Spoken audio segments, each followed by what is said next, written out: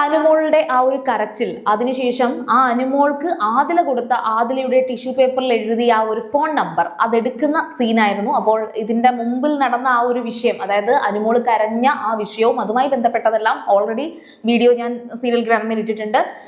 ഇതെന്ന് പറയുന്നത് സെക്കൻഡ് പാർട്ടാണെന്ന് വേണമെങ്കിൽ പറയാം. അതായത് തെളിവ് സഹിതം അനുമോൾ കാണിക്കുന്നു അക്ബറിന്റെ അടുത്ത്. പക്ഷേ എന്താണ് സംഭവിച്ചെന്നുള്ളത് നമുക്ക് നോക്കാം. സീരിയൽ ഗ്രാൻഡ്മ ഫസ്റ്റ് ടൈം കാണുകയാണെങ്കിൽ ഉറപ്പായിട്ടും ചാനൽ ഒന്ന് സബ്സ്ക്രൈബ് ചെയ്തിട്ട് കാണുക.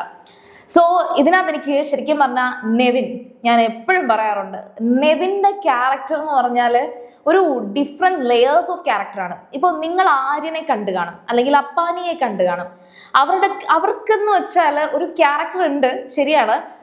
അപ്പാനിയും നെവിനും ഒക്കെ അപ്പാനിയും ആര്യനും ഒക്കെ അനുമോളുടെ അടുത്ത് മുന്നിൽ വന്നിട്ട്, അയ്യോ നീ എന്തടി കരയുന്നേ, അയ്യോ മുഖമൊക്കെ പാടിപ്പോകും കേട്ടോ, മുഖം ഒന്ന് തിരിച്ചു വെച്ചിട്ട് അവള് കരയുന്നു.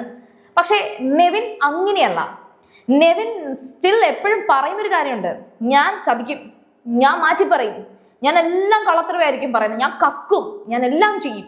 പക്ഷേ നെവിൻ പറയുന്ന ഒരു വാക്കുണ്ട്, ഞാൻ ഒരാളെയും ഹേർട്ട് ചെയ്യില്ല, വേദനിപ്പിക്കില്ല. ഇത് നെവിൻ എല്ലായ്പ്പോഴും പറയും. ഈ സീസണിലെ ഏറ്റവും വലിയൊരു എന്റർടൈനർ ആയിരിക്കും ഞാൻ, പക്ഷെ ഞാൻ ആരെയും കുത്തി നോവിക്കില്ല. ശരിയാണ്, നെവിൻ ഇതൊക്കെ പറഞ്ഞിട്ട് അനുമോളെ നോവിച്ചിട്ടുണ്ട്, വെള്ളം എടുത്ത് എറിഞ്ഞിട്ടുണ്ട്, വെള്ളം എടുത്ത് ഒഴിച്ചിട്ടുണ്ട്. പക്ഷേ അതുപോലെ തന്നെ ഷാനവാസിന്റെ കേസിലും സംഭവിച്ചിട്ടുണ്ട്. ആ ഒരു പീക്കിൽ അത്രയും സ്ട്രെസ് വരുന്ന സമയത്ത് സംഭവിച്ചു പോയാലും ഒരു കള്ളത്തരവുമില്ലാതെ ആത്മാർത്ഥമായിട്ട് സോറി പറഞ്ഞ്, എനിക്ക് അന്നത്തെ ദേഷ്യം അത്രയ്ക്ക് കൺട്രോൾ ചെയ്യാൻ പറ്റില്ല, നിങ്ങൾ എന്നോട് ക്ഷമിക്കണം എന്ന് പറഞ്ഞ് കരയാനും നെവിന് സാധിച്ചിട്ടുണ്ട്.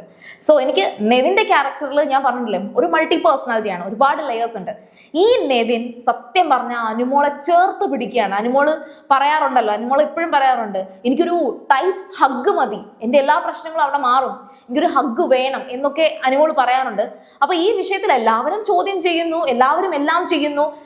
മറ്റേ ലക്ഷ്മി മസ്താനി പറയുന്നുണ്ട്, നീ ഒന്ന് അടങ്ങിയിരിക്കുക, എന്തായാലും നീ ഇപ്പൊ കരയണ്ട, ഇനി ഒരു കുറച്ച് മണിക്കൂറല്ലേ ഉള്ളൂ എന്നൊക്കെ പറയുന്നുണ്ട്. പക്ഷെ നെവിൻ വന്നിട്ട് ഓക്കെ നീ പറയും എന്ന് പറഞ്ഞ് എനിക്ക് നിന്നെ മനസ്സിലാക്കുന്നുണ്ട്. ഇതൊരു ആരോപണമാണ്, ഓക്കെ ഇതൊരു ആരോപണമാണ്. ഈ ആരോപണം എത്രത്തോളം നമ്മളെ നോവിക്കുമെന്നുള്ളത് എനിക്കറിയാം, ഞാൻ എക്സ്പീരിയൻസ് ചെയ്തു. നിനക്ക് ഇപ്പൊ മനസ്സിലായോ ഞാൻ അന്ന് അനുഭവിച്ച വിഷമം എന്തോ, നിനക്ക് ഇപ്പൊ മനസ്സിലായോ എന്ന് ചോദിച്ചിട്ട് ഈ ഷാനവാസിന്റെ കേസിൽ ഷാനവാസിനെ കൊല്ലാൻ നോക്കി എന്ന് പറഞ്ഞ് അനുമോള് നെവിന്റെ നേരെ ചാടിക്കടിച്ച് ഓർക്കുന്നുണ്ടോ?